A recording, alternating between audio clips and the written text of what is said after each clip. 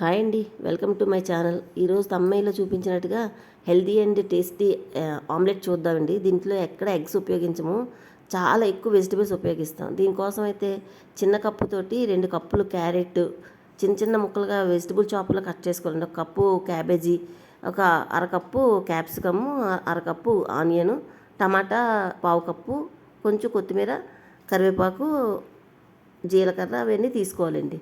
అయితే మనం ఫస్ట్ ఒక కప్పు నిండా శనగపిండి తీసుకుంటామండి. తీసుకొని కొంచెం పసుపు, రుచికి సరిపడగా ఉప్పు, జీలకర్ర వేసుకొని ఇలాగే చూసారు కదండి. క్యారెట్ 2 కప్పులు, అలాగా ఎన్నైనా వేసుకోవచ్చండి, మన ఇష్టమే.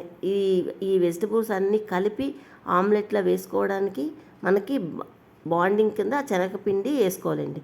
శనగపిండిలోకి ఇంకే మైదా పిండి కానీ వరిపిండి కానీ ఏమీ కలపనవసరం అవసరం లేదండి. చాలా కమ్మగా ఉంటుంది, చాలా చాలా హెల్తీ అండి. ఇది వెయిట్ లాస్ వాళ్ళు అయినా సరే, లేదంటే మనకి డయాబెటిక్ ఉన్న వాళ్ళని ఎవరైనా హ్యాపీగా తీసుకోవచ్చండి. ఇది బ్రేక్ఫాస్ట్లోకి తీసుకోవచ్చు, నెక్స్ట్ డిన్నర్లోకి కూడా తీసుకోవచ్చండి. చాలా బాగుంటుంది. ప్యాన్ పెట్టుకొని ఒక స్పూన్ ఆయిల్, నాన్ స్టిక్ ప్యాన్కి అయితే ఎక్కువ ఆయిల్ ఏమి రాయనవసరం అవసరం లేదు, చిన్నది ఆయిల్ గ్రీజ్ చేసుకొని చక్కగా ఆమ్లెట్లా పోసుకోవాలండి. నిజంగా మీరు చెప్తే నమ్మరు, మీకు ఎంత రుచిగా ఉంటుందంటే అంత రుచిగా ఉంటుంది. మీరు ఎప్పుడు ట్రై చేయకపోతే ఒక్కసారి ట్రై చేయండి. చాలామంది ఎన్ని వెజిటబుల్స్ అంటే అన్ని వెజిటబుల్స్, క్యారెట్, క్యాప్సికము, టమాటా అన్నీ వేసుకొని చక్కగా తయారు చేసుకునే ఈ ఆమ్లెట్ మన హెల్త్కి చాలా మంచిదండి. బ్రేక్ఫాస్ట్లోని కానీ డిన్నర్లో కానీ ఎప్పుడు తీసుకున్నా చాలా బాగుంటుందండి. చాలా టేస్ట్గా కూడా ఉంటుంది. ఇలాగ మనకి చక్కగా ప్యాన్కి ఎన్ని కావాలంటే అన్ని ఆమ్లెట్స్లా పోసుకొని మీరు ఒక్కసారి ట్రై చేసి చూడండి, మీకు ఖచ్చితంగా నచ్చుతుంది.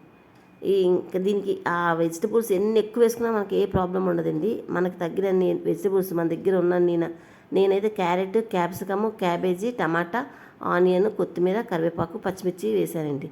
అవే నా దగ్గర ఉన్న వెజిటబుల్స్ అవే వేసాను. మన దగ్గర ఏ వెజిటబుల్స్ అయినా వేసుకోవచ్చు. ఆ వెజిటబుల్స్ తక్కువ ఎక్కువ అని లేదు, ఎన్ని కావాలంటే అన్ని తీసుకోవచ్చు. బాండింగ్ అదంతా వెజిటబుల్స్ బాండ్ అవ్వడానికి మాత్రం కొంచెం శనగపిండి కలుపుకోవాలి, అంతే. శనగపిండిలో వరిపిండి కానీ మైదా కానీ ఏమీ కలపక్కర్లేదు. ఎంతో హెల్తీగా ఉండే ఈ వెజ్ ఆమ్లెట్ రెడీ అవుతుందండి. ఇది చాలా సూపర్గా ఉంటుంది. ఖచ్చితంగా ట్రై చేసి చూడవలసిన రెసిపీ అండి. ఇంతేనండి. నా వీడియో మీకు ఎలా అనిపించి నచ్చితే ఒక్క లైక్ చేయండి. మరిన్ని మంచి వీడియో కోసం సబ్స్క్రైబ్ చేసుకోండి. Thank you for watching. Bye.